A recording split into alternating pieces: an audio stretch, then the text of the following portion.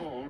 The Jewish Talmud is a beautiful religious text. Here are a few of my favorite quotes. Starting off strong with Sanhedrin 55b, we read that a girl who is 3 years and 1 day old, whose father arranged her betrothal, shall be betrothed with intercourse. Next, in Sanhedrin 59a, we read that a Gentile, or a non-Jew, who engages in Torah study is liable to receive the death penalty. Next, in Bava Kama 113b, we read that it is only to your brother that you return a lost item, but you do not return a lost item to a Gentile. Next, in Bava Metzia 114b, we read that Jews are human beings, but the non-Jews are beasts and not human. Other translations have it listed as the Jewish people are called man, but Gentiles are not called man. Next, we have Avodah Zarah 36b, which is honestly so disgusting, I'm not even going to read it on here. But to sum it up, it says that non-Jewish women are in a... Who was most of all responsible for the 1939 to 45 war? I'll tell you exactly. Hitler began it by driving east, and he would undoubtedly have destroyed communist Russia in so doing. We intervened and declared war to prevent him doing it. And the result is that Britain today is tossed to and fro between America and Russia. We've lost the empire, we've lost our position, and we had 25 million Europeans killed. And I'm prouder than anything in my life of having done my utmost to stop that suicidal war which has destroyed Great Britain. So, you said those incredible words in 1939. Tell me what they were. Where you said that this was simply a Jewish financier's quarrel. Do you think 9/11 was an inside job, or do you think it was the Jews? Find out the Jews have been kicked out of 109 countries. That's a lot. At a certain point, you got to ask yourself, why? Was Hitler really rounding them up just because they're mildly annoying and cheap? 109 countries, that's like a woman telling you that all of her ex-boyfriends beat her. At a certain point, you got to ask yourself, maybe she was a Jew. Hold on, man. Hold on, bro. Look at the Israeli captives and the condition they were in, held for 2 years under starvation and mass bombing, versus the Palestinians coming with their blinded eyes, limbs removed, in wheelchairs, telling stories of sadistic torture with dogs urinating on them, with being beaten repeatedly, intentionally infected with scabies and other diseases, looking like they just survived concentration camps. The bodies of the dead hostages. The Palestinians are saying they need heavy equipment. Red Cross and Egypt, I think, is bringing in the heavy equipment to find these bodies. You know, there are believed to be roughly 13 or so bodies of Israeli captives left. The great Yemeni cartoonist Kamal Sharaf had a piece of art the other day that showed a camera snaked to a piece of construction equipment, pummeling through the ground past dead Palestinian bodies to try to find one Israeli body. And, you know, everything that Israel has accused the Palestinians of, Israel does as a matter of doctrine. The accusation is... If you have such a problem with Americans like me and Tucker Carlson, then why don't you go to Israel? Please, do us all a big favor. Take your genius, take your smarts, you guys are so fucking brilliant. Never miss an opportunity to remind everybody how great you are, how brilliant you are, how awesome you are. We owe you everything. It'll be our loss. Why don't you and Ben Shapiro and Mark Levin and Laura Loomer, you unlikable, despicable pieces of shit, why don't you get the fuck out of America and go to Israel, which we all know you love so much. Do us all a favor. Otherwise, you better get on board. Because whether you like it or not, this country is done. We're done with the Jewish oligarchy. We are done with the slavish surrender to it.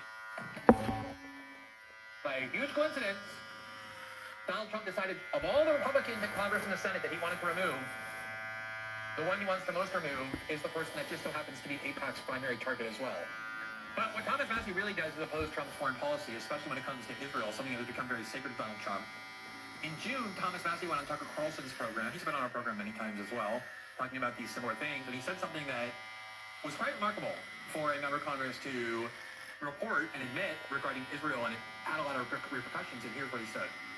Everybody but me has an AIPAC person. What does that mean, an AIPAC person? It's like your babysitter, your AIPAC babysitter, who is always talking to you for AIPAC. They're probably a constituent in your district, but they are firmly embedded in AIPAC, and Every member has something like this? that's how it works on the Republican side. And when they come to D.C., you go have lunch with them, and they've got your cell number, and you have conversations with them. That's absolutely crazy. I've had 4 members of Congress say, I'll talk to my AIPAC person, and The Star of David, where does that symbol come from?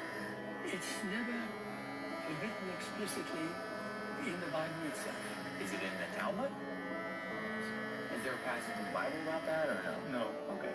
So you're not really sure exactly where that comes from? No. You got me. Nobody knows, huh? I know, not yet. Because I know it's called the Star of David. Yeah. Does that have anything to do with David? No, I don't think so. There must be somewhere. I do not remember exactly what the association was. I believe that what they call the Star of David is actually the Star of Remphan. Because when you study the Bible, you'll see that when they worshipped other gods, the Bible talks about them carrying the banner of the star of their god Remphan. you rejected the God of the Bible.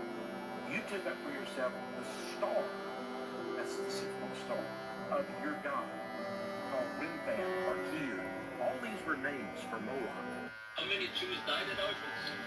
Less than 20,000. In all the satellite camps, including Auschwitz, and they died not of gassing. There was not a single gas chamber in all of National Socialist dominated Europe, because the killing method of executing with criminal spies, traitors, saboteurs, whatever, in Europe, in every Gentile country in Europe, never ever historically was gas. The only nation that ever had this fetish of gas chambers, which is the most complicated, idiotic, and expensive way of killing people, was the United States. Tell me where you stand politically without actually telling me where you stand politically.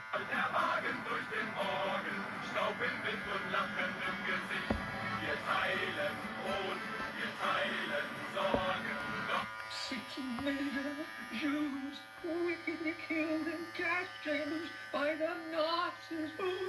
All the emotions on one side, all the evidence is on the other. The United States wanted to make sure that the Holocaust was as bad as possible. And the reason was because they wanted to make sure that there was enough international support for the creation of Israel. So if, I don't understand this calculus. It seems to me that if 2 million Jews had died, it's just as horrific as 5 million Jews died. Right? I don't think our mind differentiates between 2 and 5 million. So this was a strange calculation. They just wanted more Jews to die. They just wanted more Jews to die. But interestingly enough, there were Jewish Zionists who were part of this. That was part of the strategy. And one of the things that Ben Gurion kept saying is, European Jews are old Jews. We want the exciting, energetic Jews. We want the American Jews. And so there was this sort of weird anti-Semitism that had filtered into even the Jewish community that was Zionist.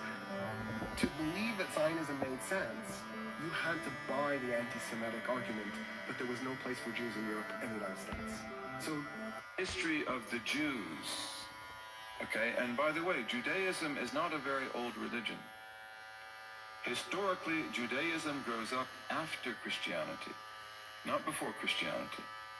It's important to get that clear, because Judaism as rabbinic religion, based on the Mishnah, the Gemara, the Talmud, the Midrashim, this is a religion that grows up after Jesus Christ. And in fact, it grows up in particular rabbinical circles that did not believe in him, and that were opposed to him, and who were very concerned about the spread of the belief in Jesus Christ, peace be upon him, among the Jews. They didn't care what the non-Jews do. And therefore the rabbis, when you talk about the development of Greek Christianity and the development of the Trinity, they could care less. There is a mitzvah to eradicate everybody, man, woman, child. That's what it is. Judaism is not pacifistic. It's very important to understand that. We don't believe in turning the other cheek. The halacha is very clear. If somebody's coming to kill you, you kill them first. And that's true on an individual level, and it's certainly true on a communal level. You go and you do what has to be done. We do not say, be a nice. How would you